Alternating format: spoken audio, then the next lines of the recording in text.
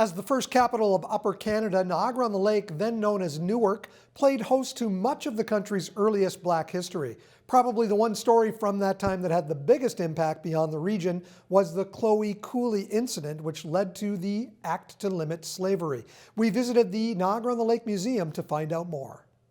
That's right. It was the first time an act of its kind was passed in British North America, especially, and then later on the legislation hits into all of the British colonies. But the story of Chloe Cooley is so unique, and you're right, had a huge effect on enslaved people who were coming across the border and trying to find freedom here in Niagara. It was the first wave of that movement of people happening, and it all happened here in Niagara-on-the-Lake. The museum was very much involved in the creation of the stamp.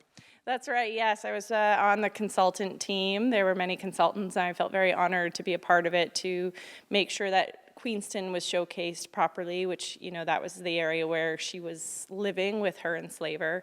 And we were very excited to promote the stamp being opened or out to the community. And then we, of course, did an exhibition that really marked the anniversary of the Act to Limit Slavery and Chloe Cooley's experience. As more and more enslaved people found their way from the southern United States to Canada via the Underground Railroad, a settlement that was known at the time as the Colored Village was developed in the town. There's a few homes in town that do represent the Black community that lived here in the 1800s. The one is the William Stewart home that a lot of people look at and can appreciate what the Colored Village did look like. We do have an image of William Riley's home. It was a log cabin, and he was an escaped slave who came here. And the interesting story about William Riley being an escaped slave who lived here, worked here, had a family and such, one of his descendants, her name was Fanny, actually became one of the more wealthy women in Niagara, and she was a Black woman. And her home is often known as the Rowley Homes, the former Trisha Romance Gallery on King Street, this beautiful home across from Simcoe Park that just shows how the change from a log cabin home to this beautiful estate home in Niagara, what can happen if you allow these individuals to come into the community, come into Canada, be free, and to make their way in the world. And just to see the sort of transition of their family, it completely changed the trajectory. And a lot of that is thanks to Chloe Cooley. It all goes back to her, to the passing of the Act to Limit Slavery and then the additional acts that happen after.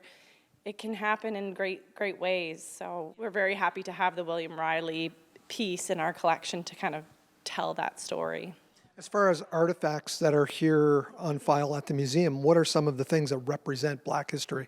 We also have two artifacts that were brought up with escaped slaves. They brought them, which often happened during that time. They would bring items from the home that they were in to have some sort of money or something of value so that they could establish themselves here. So we have a couple artifacts that were brought up from the South by these escaped slaves. We also have a few pieces, archival pieces of one of the first Baptist churches in the community. Now there's a burial ground there. There's a lot of discussion with that with the Friends of the Forgotten group that started up. So we have pieces that show marriages and individuals who were involved in the church. We also have one of the very first polling records of the elections for the first Black town councillor that we had here, John Waters, in 1874, which is quite a significant feat for that time period. And it shows he was elected in an all-white ward and was really a huge change for our community. He was a very well-known personality in the community, and it shows just, again, that establishment and the strong Black history that we have here.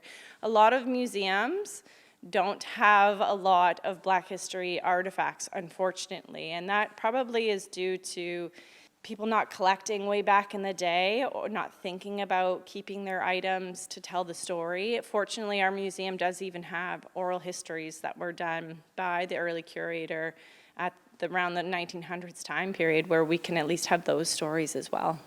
Is there always an effort to try and look for some artifacts to represent that history? Is that an ongoing thing? Always. Our museum in particular is always looking for new accessions into the collection that can help to tell the story. We were very fortunate when we did the exhibit last year on Chloe Cooley that we could have a few things on loan from local archives and museums that might have had a few tidbit pieces, and we could really showcase the story about the Black history of Niagara-on-the-Lake.